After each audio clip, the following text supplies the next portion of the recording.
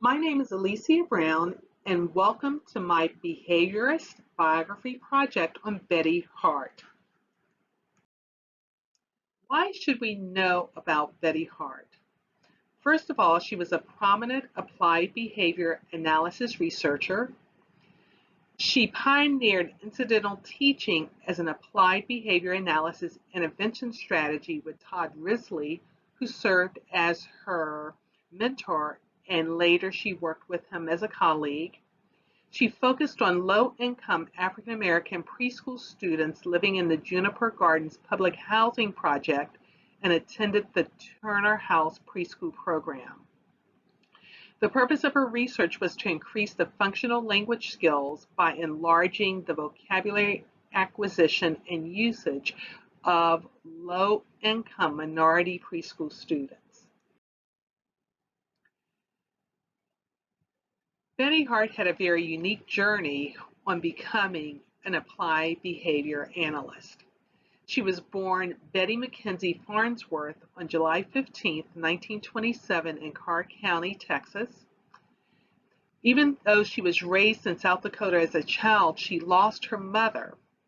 She eventually became an emeritus associate research professor and scientist in the Shelfenbush Institute for Lifespan Studies at the University of Kansas before her death in 2012. Betty Hart received her undergraduate degree in English from the University of California, Berkeley, and she also spent her time in Europe during the 1950s traveling and hiking through France, Switzerland, and Russia. During the 1960s, Betty Hart had become an accountant and a translator before becoming a preschool teacher. She received her teaching certificate in 1965 from the Laboratory Preschool at the University of Washington in Seattle. The Laboratory Preschool is renowned for its research on child behavior, and she also had the opportunity to work under the direction of Sidney Bijou, who pioneered operant research with children and who also created a demonstration classroom that included program instruction and classroom management for children with learning disabilities. She was recruited to the newly established Human Development Program at the University of Kansas, which focused on behavior analysis and development in the mid-1960s. She received her master's degree from the University of Kansas in 1967 and her doctoral degree in developmental and child psychology from the University of Kansas in 1969. She died in September 2012 from lung cancer, and she was in Tucson, Arizona at the time. Betty Hart's research focus was on increasing the language acquisition and usage for low-income African American preschool students who were living in a poor urban setting in Kansas City, Kansas. She did a lot of her research at the Turner House preschool program at the Juniper Gardens Housing Project, and this preschool program was connected to the University of Kansas. The research focus allowed her to provide a strong foundation for academic success by changing the verbal behavior, and she used the applied behavior intervention strategy of incidental teaching. With incidental teaching, interaction occurs between an adult and a child. It occurs naturally in an unstructured environment, and it's an opportunity to have the verbal and social behaviors reinforced from the student's formal instruction. The Turner House Preschool at the Juniper Gardens Children's Project was created in the early 1960s during the Kennedy administration. Its purpose was to help children who were poor improve their standard of living by developing their academic skills in the area of vocabulary acquisition and usage. The intervention strategy of incidental teaching was incorporated with the hope that the verbal behaviors of preschoolers would change.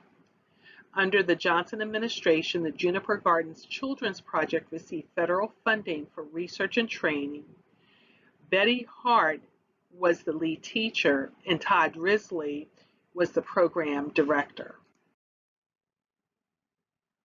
Betty Hart's research proved that the lack of academic achievement for African Americans in the lowest socioeconomic bracket was due to their environment and not to their genetic background. She also demonstrated that low-income African American preschoolers' verbal behavior did increase when their language use was reinforced in a formal instructional setting and then carried over to incidental teaching environments within the preschool setting. Her research also showed that low-income minority parents did attend to engage their preschool children during their early years in social conversations and did nurture them prior to the age of 4. The language disparity that was evident was due to the limited number of vocabulary words used in the home environment. Even though incidental teaching was effective in reinforcing the verbal behaviors in a school setting, low-income minority students still lag behind their middle-class and upper-class counterparts. Hart's research showed that even though the research-based intervention strategies were effective, there's still research-based intervention strategies that are needed to change the verbal and social behaviors of low-income families in their natural environments if the poverty cycle is to be eliminated and the achievement gap closed. If I had the opportunity to interview Betty Hart, here are some of the questions that I would ask her.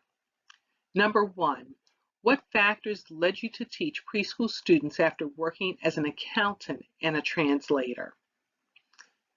Number 2, Sidney Bijou was known as a pioneer in the areas of child development and behavior analysis. He was also the first to use applied behavior analysis in autism. Given your experiences with Sidney Bijou, why did you choose to focus on African American preschoolers in the lowest socioeconomic level and who lived with their families in the Juniper Garden public housing community while you were a graduate student at the University of Kansas? Number 3, Richard Scheffelbusch, who headed up the Bureau of Child Research at the University of Kansas, was able to recruit you as a graduate student in the newly developed Department of Behavior Analysis and Developmental Psychology at the University of Kansas. What drew you to the program? Question number 4.